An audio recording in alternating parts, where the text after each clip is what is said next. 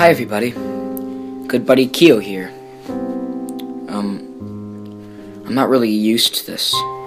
Sorry for the nervousness. I'm not really sure about how to go about this. I mean, it's sort of out of the blue, but I want to at least put what happened out there for other Hetalia fans like myself. I guess I'll just type, or whatever, and just get through this. As much of an interesting experience this was, I'd rather not remember it and continue on with my derp life. Alright, so, this happened a while ago, before school started, that it went down. But I should probably go back even further to when it really first started. It was when Access Power's Hetalia was in full swing. Second season was still bounding through the fandom, and giving out new glorious episodes every Monday. My older sister and I were both very involved in the series, which was a rare occasion since she often didn't share interests with me. Oh sure, I would force myself to get into whatever she was getting into so we could at least have a reason to hang out. But this was the first she came into my fandom without me working for it. It was really nice.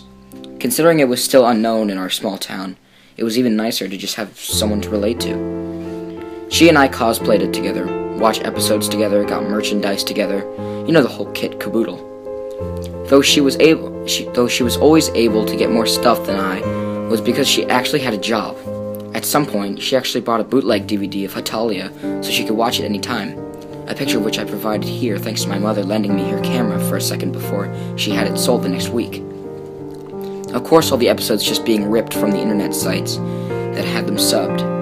I watched 1 or 2 episodes with her, but really I was content with watching them online, so I left her to it. About 2 or 3 days after she got the DVD, she acted really weird, is the best way I can describe it. In a drop of a hat, she dropped the whole Hetalia series, setting aside her merchandise and shelving her Hetalia cosplays, even selling some of them. When I tried to ask her about what was up, she just said she didn't want to talk about it to the point that she'd glare at me if I mentioned it to her. I was extremely disappointed at losing my sister when it came to sibling bonding at the fandom. And at the time, just figuring she grew out of it or found something even better. That mindset especially fit in when she started to read Homestuck soon after it had something to do. Now here's where it got even weirder. Now, it's been a while since then, probably like about a month or so. I'm not sure why, probably a phone call from my best friend. I got the urge to watch some episodes with just some classic good old Italy. Though currently the internet was being worked on by my father, since he was changing phone providers and all that mess, so I decided to look for that Hetalia DVD my sister had. It took me a long while, but I found it shoveled in the back of the DVD cabinet. Not sure exactly why she shoved it back there. Well, at the time. The bootleg wasn't that bad, really. It had fan art of everyone as chibis around the world with the title on top. Same for the disc, just printed on the fan art. I popped the DVD in the player in my room, and decided to look through the episodes to find a really fun one. Maybe the one when Romano is first introduced. As I went through the episode choice option, though, I found something really weird in between episodes 23 and 24. For those who don't know, it's the Liechtenstein and Switzerland episodes. Very cute indeed, and the 24th has the conclusion of the Axis on an island arc thing. But there was another square choice like an episode, but there really wasn't a title next to it, saying what number it was or what the episode was about. Though it wasn't that, it was untitled that caught my interest. But the screenshot of it was Italy smiling, looking upwards in a content daze. His eyes actually opened, mind you, with glistening eyes and what looked like sand, like perhaps he was lying on it. This blew my friggin' mind, for this was something new. I craved for new things in a fandom, always. Perhaps this was a hidden chapter I wasn't aware of, like a bonus episode. I bit my lip and trembled with excitement, and I knew I had this all to myself. When my friends heard about this, I was going to be more knowledgeable than anyone else. Of course, when I looked back, I wished that I wouldn't have found it. Without much ado, I clicked the select button on my remote to watch it. The title animation appeared as always, the large orchestra blaring out for a few seconds to show the Japanese katakana of Hetalia with Axis powers next to it. Soon after, it shifted to the view of the island that the Axis were stranded on, Japan and Germany, sitting against the shade of the tree while Italy just laid in the sand, soaking up sun with that cute, dumb look on his face. Now, before I go on, I've read stories like this before about a lost episode of cartoons, a story that I didn't believe until now, honestly. And I now know that they went off about it being in extremely bad quality, but this actually wasn't too bad.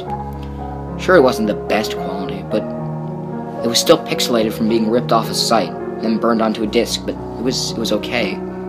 The sound was just a tad muffled, nothing too out of the ordinary. Of course, this just kind of made it creepier later on when it wasn't able to be seen better, but I'll get onto that in a bit. Back to the episode. While Italy was sunbathing in his jackets and shorts, the camera cut over to Germany and Japan, though they both looked a tad upset, if not a bit worried. And then they started to speak. Two things threw me off. One, there were no subtitles, so I had zero idea what they were talking about. And two, their voices were actually those who voiced them in the series. I was extremely impressed of such raw footage, though I was a bit miffed there were no subs. Oh well, as long as Hiroki Yasumoto, Germany's Seiyu, kept talking, I was happy all of the way. The two seemed to be chatting about something serious. Germany clutched his stomach from time to time in pain, as Japan would nod and set a hand on his stomach as well. My guess was that they had run out of steady food on the item, so they were starving. That was kind of a downer to start the episode on, but it was only the beginning. It was probably a fun way to get food later on. Just then Italy had called out, having the two of them look up to where he was, which was now currently running around in the ocean. He waved to them, and the two of them waved back unenthusiastically before the other went back to just playing in the sun and water.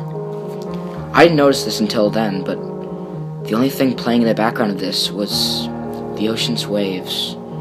Something not uncommon, but it certainly kept the atmosphere kind of stoic, especially when the focus was to the hungry and worried nations in the shade. But either way, I was too sucked up in just the beautiful new material I didn't question it. I didn't even care that I didn't know the bulk of it. I mostly just cared for the actions anyway. The nations were quiet for a while before Japan had seemed to ask something, and Germany looked to him in shock, almost exclaiming before being quietly hushed by the island nation, making him whisper the line instead. Oh, what was Japan thinking, I thought. But Japan had repeated the Japanese statement in a more quieter and clearer tone, not taking his eyes off Italy and the water. For a few moments, the two of them discussed the issue, obviously talking about the Italian, though soon enough the two of them nodded in agreement. At that moment, even though it was just for a few seconds, Germany had made this saddest face I'd ever seen, like he could burst out to tears at any moment, but kept it back. Honestly, I inwardly flipped my shit at such emotion, even if it was short, though it made me wonder even more what brought it on. The scene changed to nighttime. The three nations huddled around the fire for warmth, though they seemed at last content with their jackets on. As usual, Italy was fast asleep next to it, sleeping contentedly while leaving the other two nations to their thoughts. Still, only the sound of the oceans crashing against the shore was heard in the background, as the two were silent. Though soon enough the camera panned over to them, giving each other a subtle nod. In unison, the two stood up, going over to Italy and picking him up very carefully, not wanting to wake him up. At this point, I was extremely confused. What were they planning to do with him? Were they going to a new location?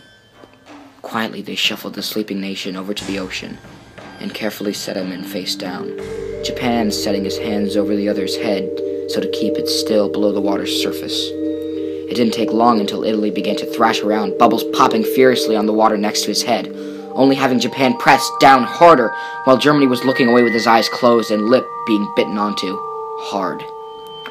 While this was going on, my mouth was hanging ajar. Japan and Germany were drowning Italy?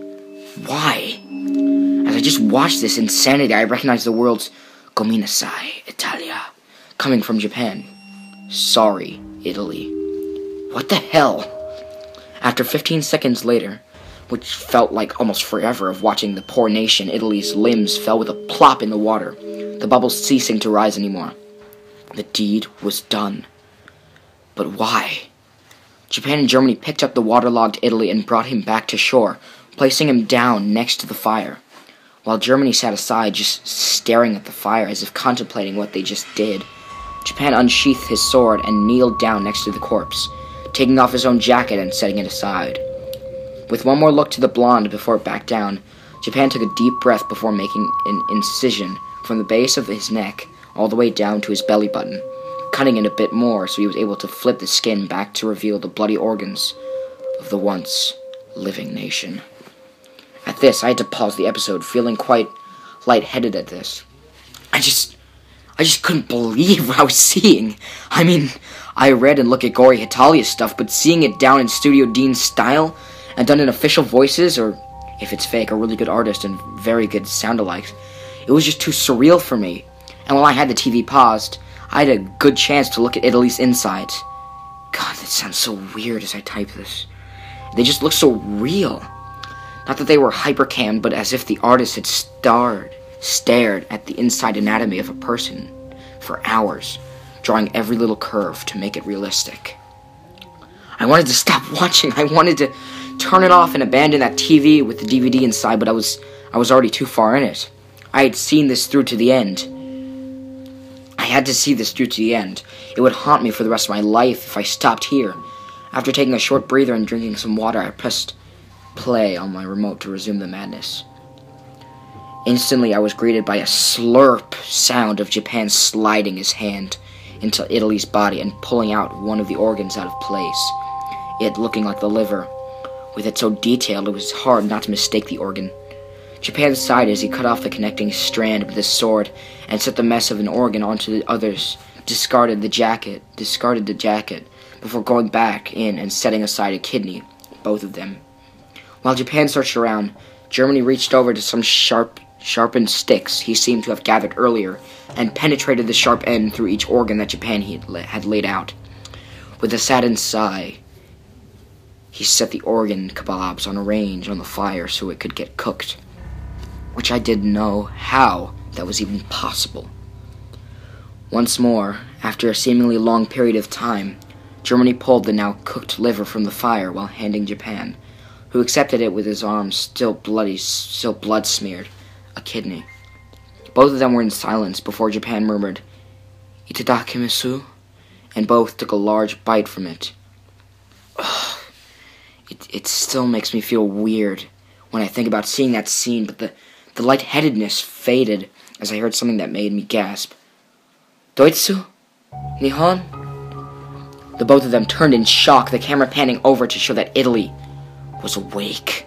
How? How is he awake? They drowned him, or was he just unconscious? Hell, I wasn't even sure what was going on.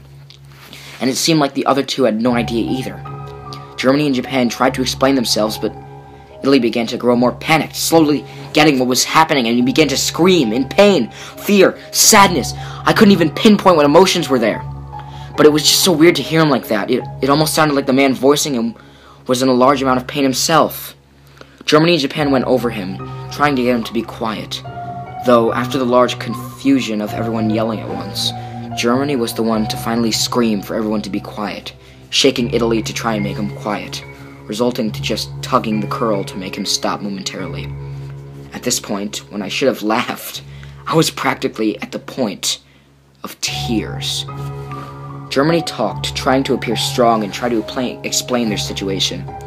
My guess of the situation was, there was no food left, so they were going to eat Italy since he was the weakest. Though he was a nation, right? They were all nations. Why did they have to resort to that? Was that why Italy woke up?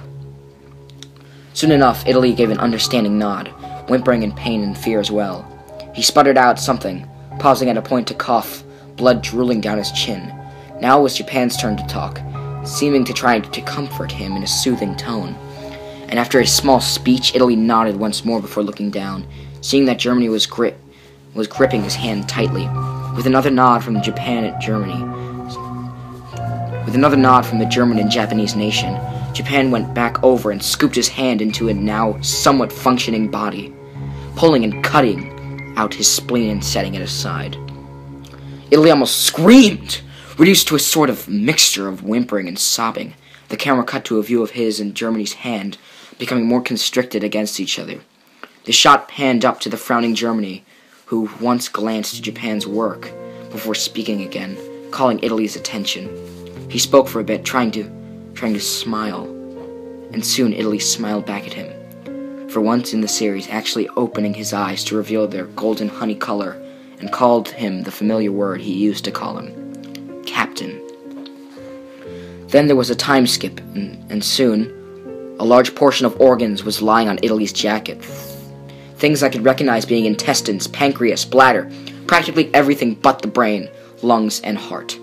Japan wiped an arm to his forehead, smearing it with blood accidentally before impaling them on sticks and sticking near the fire. He turned back to Germany, who was still holding Italy's hand. He crawled over to get a closer look, and Italy had seemed to pass on again, his eyes lightly glistening and staring blankly upwards, with a small smile on his face. This shot was the very one showed in the menu. Japan looked up to Germany, seeing that he was frowning, blue eyes glistening with tears, as he still tried to get over having this happen to him. Japan setting a hand on his shoulder, murmuring something seemingly comforting, making Germany nod in agreement and sigh shakily. Japan frowned lightly at this before he moved aside, grabbing the dead Italian's free hand and squeezing it lightly, saying something to Germany before looking to the fire where the organs were roasting. Germany glanced back to the fire for a moment before looked up to the sky where Italy was staring, the camera panning upwards to it, past the stars and everything, until it was completely and utterly black. And then the next episode started playing. Just like that. No credits or anything. Just left the episode on a cryptic or optimistic note. I have no idea. I wish I could have it run on my computer to get screenshots, but the disc refuses to play on here for some reason, and I don't really have a good camera to snap a clear picture. My friend Fia was kind enough to get 2 screenshots for me, though the disc only worked on her computer for so long. But I'd rather not look at that again. It may not sound as bad when you read this, but that made me get away from Hetalia for a while, honestly. Though I'm not as weak-stomached as my sister, I still love the series and will continue to love it. But since then, I refuse to watch any anime episodes, and I would prefer to see a fan-made gore over official ones anytime.